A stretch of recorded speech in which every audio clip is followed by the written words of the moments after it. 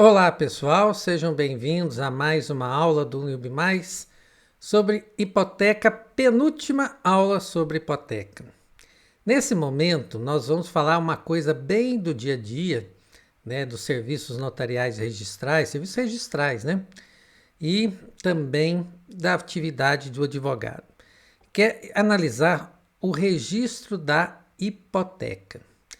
Pessoal, imagine que uma pessoa fez um empréstimo no banco, mas é um empréstimo alto, e outorgou 3 imóveis em hipoteca. O primeiro imóvel está num cartório de registro imobiliário, primeiro ofício. O segundo imóvel está em outro cartório de registro imobiliário, segundo ofício. E o terceiro imóvel ainda está em um terceiro cartório de registro de imóveis, né? Que é o terceiro ofício. E aí eu queria saber onde que temos que registrar essa hipoteca. Basta a gente fazer um exercício de raciocínio. A necessidade da hipoteca não é para que pessoas interessadas, né, venham descobrir a situação do imóvel. O João quer comprar um imóvel. Né? Onde que o imóvel está registrado? Lá no terceiro ofício, né, de registro de imóveis. Ele vai lá no terceiro e vai tirar a certidão daquele imóvel. Então, pessoal, se os 3 imóveis vão estar hipotecados, se os credores, se os interessados, vamos falar melhor assim, se os interessados precisam, né, saber dessa informação da existência de uma hipoteca sobre o imóvel que eles têm interesse, nós temos que fazer o registro na matrícula e no cartório onde estão as matrículas desses imóveis. Então, se for um empréstimo, né, uma hipoteca envolvendo os 3, eu vou ter que registrar essa hipoteca na matrícula de cada um desses imóveis. Por isso que o registro da hipoteca se faz em 3 cartórios diferentes, porque em cada um desses cartórios tem um imóvel, pelo menos, que foi dado em hipoteca. Por isso que o 1492 tem essa redação: as hipotecas serão registradas no cartório do lugar do imóvel, se for só um, fácil, ou no de cada um deles, se o título se referir a mais de um. Então, se o imóvel, né, foi dado em hipoteca, eu tenho que ir naquele cartório e fazer o registro da hipoteca lá. Porque aí não interessa, se o cidadão quiser tirar uma certidão no segundo CRI, ele vai saber da hipoteca.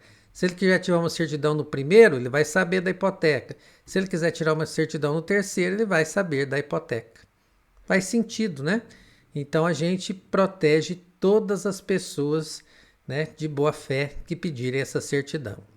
E aí só tem uma observação, que quem faz o pedido, né, o credor ou devedor ou qualquer pessoa que tenha legítimo interesse, que faz o pedido do registro dessas hipotecas. Agora vamos estudar só sobre a ordem de registro, a ordem de prenotação dessas hipotecas. Imaginem vocês, pessoal, só para vocês terem uma ideia de como funciona um cartório de registro. Eu tenho uma matrícula do imóvel lá, onde eu fiz o pedido de um registro, protocolo número 1. Lógico que não é assim que eles numeram, né? Mas só para a gente entender que fácil. Protocolo número 1 pediu um registro desse imóvel. Protocolo número 2, outro registro. Protocolo número 3 é uma averbação. A averbação é porque muda ou extingue os efeitos do registro. Por isso que a gente fala averbação. E o protocolo 4 é um outro registro. Então eu tenho aqui 4 protocolos de registros e averbações. O primeiro protocolo pedia para registrar a venda do João para o Pedro. Beleza, tudo ok, registro efetivado. O segundo registro é porque o Pedro vendeu o imóvel para o Francisco. Poxa, se o Pedro era o proprietário, lá no protocolo 1, né, constava o Pedro como adquirente, agora o Pedro está vendendo, está tudo ok, o registro vai ser efetivado. Agora, se lá no protocolo 4 eu pedi o registro de uma escritura do João vendendo para o Manuel, pessoal, o registrador vai olhar e falar assim, mas o João não é dono. O João já foi dono. Aqui no cartório consta que o Pedro é o dono. Se no protocolo 4 eu perdi o registro da venda do João para o Manuel, o registro vai ser negado. Perfeito? Então vocês estão vendo que segue uma cadeia. O João vendeu para o Pedro, beleza. O Pedro vendeu para o Francisco, beleza. Agora, se o imóvel hoje é do Francisco, entra lá um pedido para transferir o imóvel do João para o Manuel, não, mas quem é o dono é o Francisco. Então, esse registro aqui vai ser negado. Por isso que fala que o número de ordem determina a prioridade, né? Então, o número do registro, o número do protocolo é que determina a ordem em que os registros serão feitos. Mas aí eu queria chamar a atenção de vocês para um caso mais específico aqui da hipoteca. Imagina que num protocolo 1, João consta, né, um registro que o João vendeu para o Pedro. E aí, depois chegou lá um outro pedido, de um registro de uma escritura, falando assim, ó, Pedro hipotecou em segundo grau ao banco X o imóvel. Poxa, o Pedro é o dono, certo? O primeiro registro lá constava como Pedro adquirindo, o Pedro é o dono, então Pedro pode dar a hipoteca, beleza. Mas está falando que é uma hipoteca de segundo grau. Se a hipoteca é de segundo grau, cadê a hipoteca de primeiro grau? Aí que é o detalhe. Se o documento, só uma observação aqui, se esse documento do protocolo 2 não falasse de hipoteca de segundo grau, se não fizesse essa referência a uma hipoteca anterior, pessoal, o registrador faria o registro, ponto e acabou. Certo? Azar da pessoa que não levou a hipoteca a registro. Agora não é o caso aqui. O caso é que o documento apresentado lá e que vai ser registrado se refere a uma hipoteca de primeiro grau. Por que se refere? Porque está falando que a hipoteca do Pedro aqui é uma hipoteca de segundo grau. Então existe uma de primeira. Se isso acontecer, se aparecer um documento que se refira a uma hipoteca anterior, o registrador, pessoal, vai dar uma paralisada nessa análise. E a hipoteca de primeiro grau, né? Cadê essa hipoteca? Se isso acontecer, 1495, fala assim, ó, registrador, para tudo.